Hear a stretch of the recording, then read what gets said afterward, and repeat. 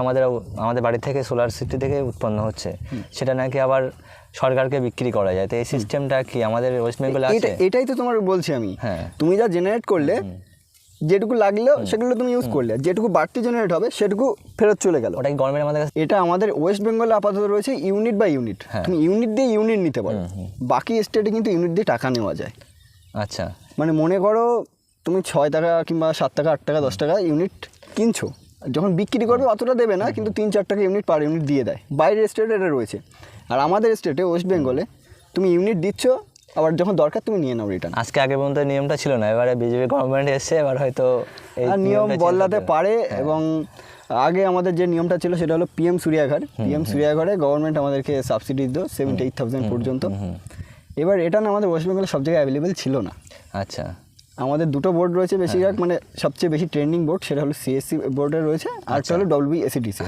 আমরা যেটা আমাদের গ্রামে যে কারেন্টটা চলে, তো WESCDCL সাবসিডি দিত না। আচ্ছা আচ্ছা। মাঝখানে আলুশ্রী বলে একটা প্রকল্প চালু হয়েছিল, সেখানে সাবসিডি দিয়েছিল কয়েকজনকে।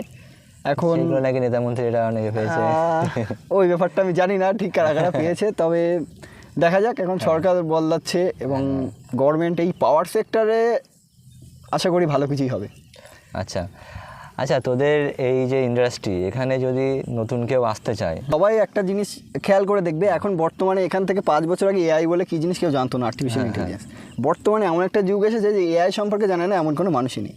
কিন্তু আমি সোলার সেক্টরে থেকে এআই এর কথা কেন বলছি, এখানে একবার ভাবতে হবে, একটা এআই যখন রেসপন্স করে তার পেছনের ব্যাকগ্রাউন্ডটা যদি তুমি দেখতে চাও, সেখানে কতগুলো ডাটা স্টোর থাকে, সেখান থেকে ডাটাটা রেসপন্স করবে, ওয়েব সার্ভারে যাবে, সেখান থেকে আসবে, প্রচুর পরিমাণে একটা পাওয়ার কনজিউম হয়।